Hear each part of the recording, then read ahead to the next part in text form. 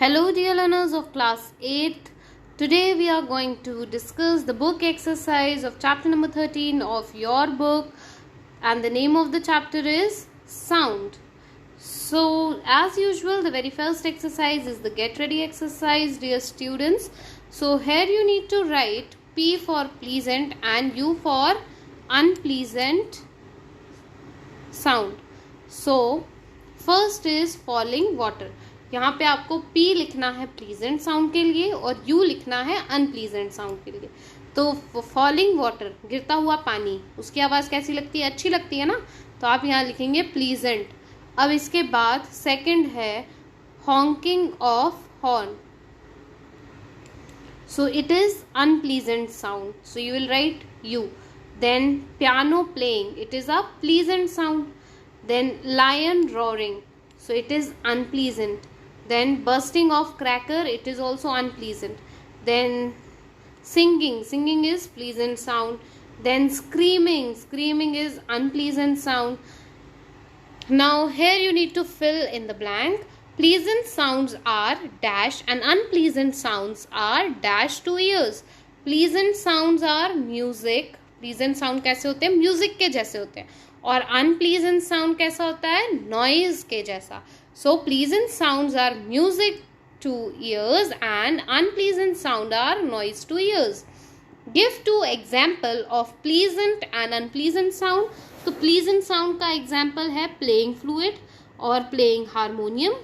Unpleasant sound का example है shouting या बैंगिंग डोर, या फिर स्क्रीमिंग भी आप लिख सकते हैं. देन प्रैक्टिस टाइम 1, यहाँ पे फिल इन द ब्लैंक्स दिया हुआ है. So first is dash is the two and fro motion of a body about it's fixed position. तो उसको हम बोलते हैं वाइब्रेशन. इसका एक एग्जाम्पल होता है टोंग, जो होता है ना, टोंग आपने देखा है. ये टोंग को अगर आप किसी हार्ड सरफेस पे बैंग कर देंगे ना, तो ये अपने थ्रो एंड फ्रो मोशन को शो करेगा. यानी कि यहाँ से यहाँ जाएगा और यहाँ से यहाँ छोटे छोटे से वाइब्रेशंस क्रिएट करेगा. तो इसको बोलते हैं throw and fro movement. Then next is dash is produce when object vibrates. जब ऑब्जेक्ट वाइब्रेट होता है तो क्या प्रोड्यूस होता है? फिर sound. Third, dash is the SI unit of amplitude. Amplitude की SI यूनिट क्या होगी? Metre. Fourth, the number of oscillations made by vibrating body in 1 second is frequency. 5, sound having low frequency have a dash pitch while sound having the high frequency have dash pitch. अगर कोई sound है low frequency का तो उसकी pitch भी कैसी होगी? लो होगी. अगर कोई हाई फ्रीक्वेंसी का साउंड है तो उसकी पिच कैसी होगी? High. 6, dash is the broader funnel like part that we see on both side of the head. It is known as pinna. Pinna को आप क्या बोलते हैं? और आउटर ईयर क्या बोलेंगे? पिन्ना को आउटर ईयर. ठीक है. Then 7, the auditory nerves originate in the inner ear and goes to the brain. जो आपकी ऑडिटरी नर्व्स होती हैं वो कहाँ पे होती हैं? इनर ईयर में ओरिजिनेट होती है और ब्रेन तक जाती है. ठीक है. नेक्स्ट हम आ जाते हैं प्रैक्टिस टाइम 2 एक्सरसाइज पे, और यहाँ पे आपको इन क्वेश्चंस के आंसर देना है ओरली. ठीक है. तो पहला क्वेश्चन है how are we able to differentiate between sound. आप साउंड को कैसे डिफ्रेंशिएट करेंगे? तो साउंड जो है we are able to differentiate sound या differentiate between sound mainly because of different amplitude and frequency. Because of, यहाँ पे क्या लिख सकते हैं आप? बिकॉज ऑफ डिफरेंट, एक सेकेंड, यहाँ पे आप लिखिए इसका answer, different amplitude and frequency. ठीक है. इसके थ्रू ही हम साउंड को डिफरेंशिएट कर सकते हैं. Define ultrasonic vibration. तो ऐसे वाइब्रेशन जिसकी फ्रीक्वेंसी 20,000 हज़ार्ड से ऐसे साउंड या ऐसे वाइब्रेशंस हम बोले जिसकी 20,000 हज़ार्ड से अबव की फ्रीक्वेंसी होगी, उसको हम अल्ट्रासोनिक वाइब्रेशंस बोलेंगे। ठीक है, अब हमारे पास है third question, why are under water creature able to communicate with each other even they are much apart. तो ऐसा क्यों होता है? क्योंकि जो साउंड है that travels 5 time faster in water than air, जो साउंड है वो 5 टाइम्स फास्टर ट्रैवल करता है वाटर में। ठीक है,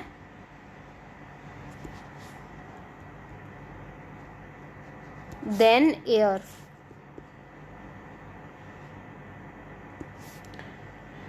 So that means we hear the sound faster under the water than above it. This is why the underground creatures are able to communicate with each other even they are very far apart. Okay, तो answer यही है इसका। ठीक है, कि जो sound है वो पानी में 5 टाइम्स ज़्यादा फास्टर ट्रैवल करता है एयर के कंपैरिजन में, और इसीलिए ऐसा होता है कि हम भी अगर पानी के अंदर हैं तो हमको भी साउंड ज़्यादा जल्दी सुनाई देगा। Now moving to the next, that is fourth, give an example of the object that reflect the sound. Sound को रिफ्लेक्ट कौन करेगा? कॉन्क्रीट। ठीक है, तो यहाँ पे मैं इसको एरो बना के लिख देती हूँ, कॉन्क्रीट। और एब्जॉर्ब कौन कर सकता है? कर्टेन। और भी एग्जाम्पल्स हैं पर मुझे ये अच्छा लगा इसलिए मैंने लिख दिया है। ठीक है, curtains.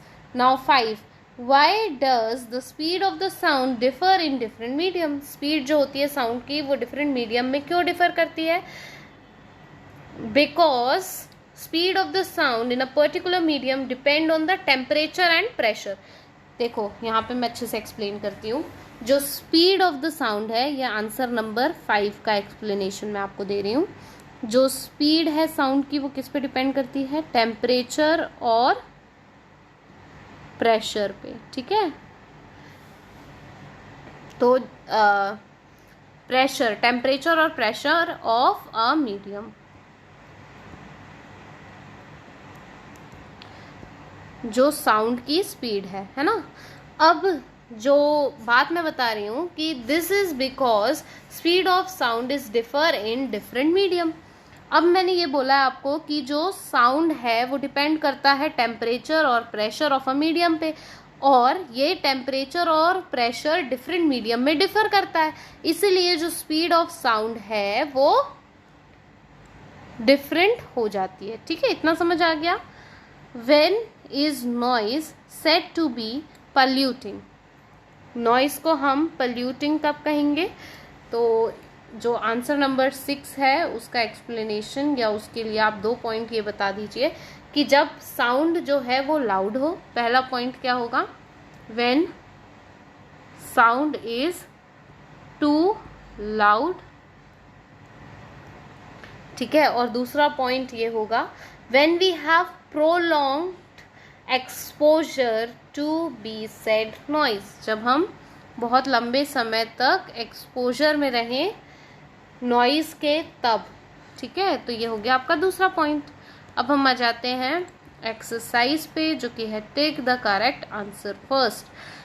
The number of oscillation produced by a vibrating body in 1 second is called frequency. तो ये फ्रीक्वेंसी की डेफिनेशन है, यहाँ से आप इसको याद कर सकते हैं। Second, which of the following is the SI unit of loudness? It is decibel. ये कई बार क्वेश्चन पूछा जाता है तो इसको आईएमपी भी बना सकते हैं आप। Third, which one of the following help us in differentiating between sound of the same volume? It is pitch. Then next is by which one of the following is the pitch and the duration of the sound in musical instrument denoted? It is denoted by note. Then next is, which one of the following carries signal to brain to produce sensation of hearing? It is auditory nerve. Then sixth, vibration having frequency less than 20 Hz is called infrasonic. Then what is the length of vocal cord of men? It is 20 mm. Which one of the following is percussional instrument? It is tabla. Then fill in the blanks. First, the vibrating motion of an object is called oscillatory motion. Second, the SI unit of frequency is hazard. ये भी एक important question है, ये भी पूछ लिया जाता है कि SI यूनिट ऑफ फ्रीक्वेंसी क्या होगी? हैजार्ड. Then third, the amplitude of vibration is doubled, then the loudness increase by 4 times. Fourth, sound having low frequency have low pitch, while the sound having high frequency have the high pitch. इसको हम एक बार और solve कर चुके हैं practice time में. 5, a 2 to 3 centimeter long passage which connects pinna to the eardrum is called ear canal.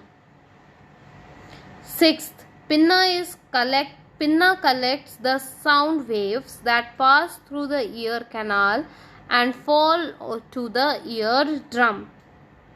7th, ultrasonic are those vibrations whose frequency is about 20,000 Hz. Then 8th, the sound produced by regular vibration is called music.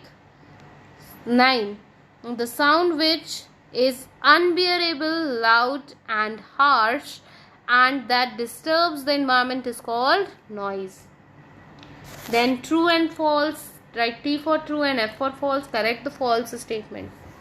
तो पहला statement जो आपको दिया हुआ है students वो है the loudness of sound is invisibly proportional to the same of the square of the amplitude to the vibration producing the sound. तो ये स्टेटमेंट हो गया false.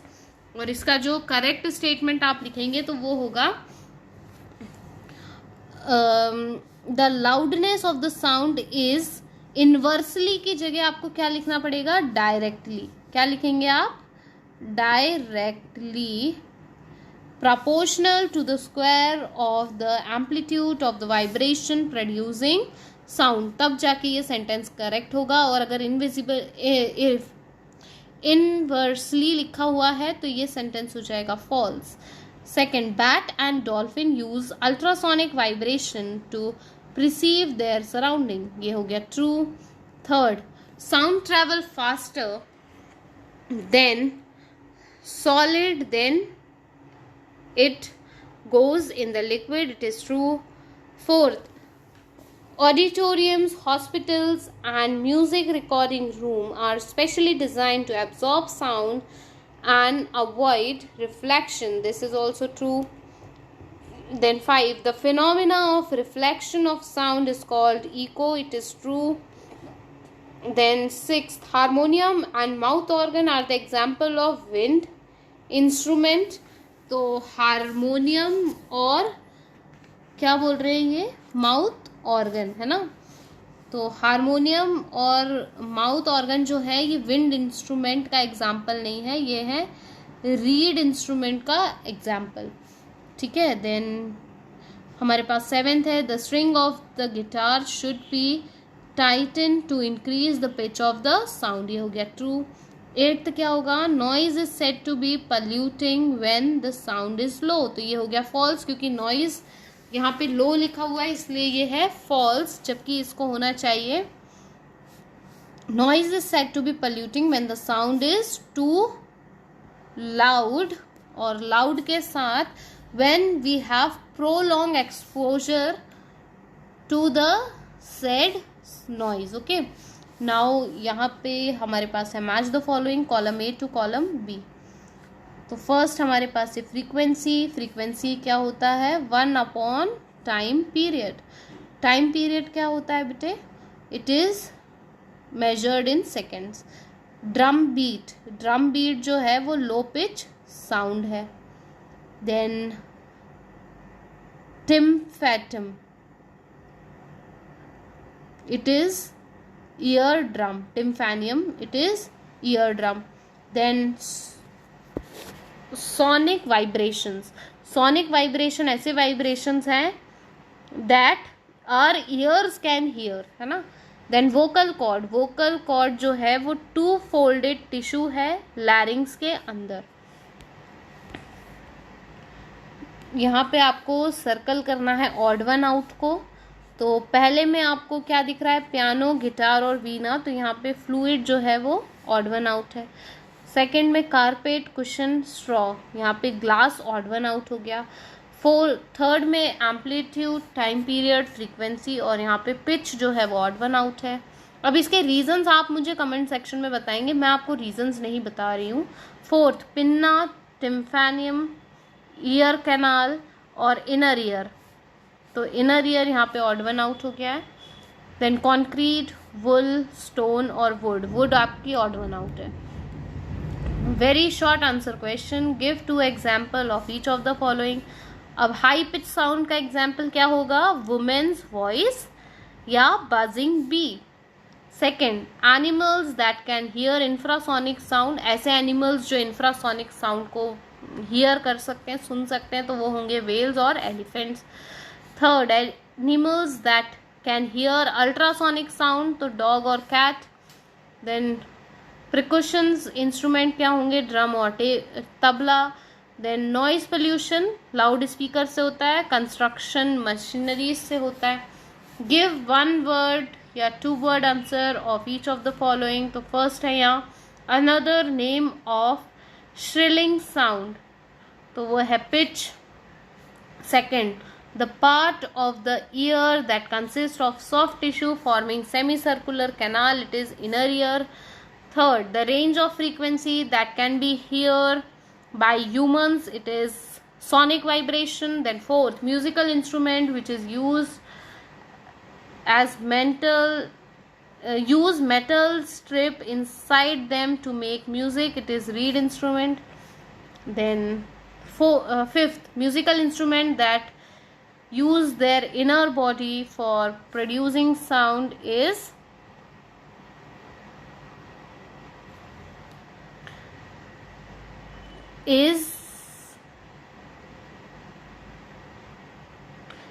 okay. Coming to the fun activity part, so you need to name the instrument, also identify its type.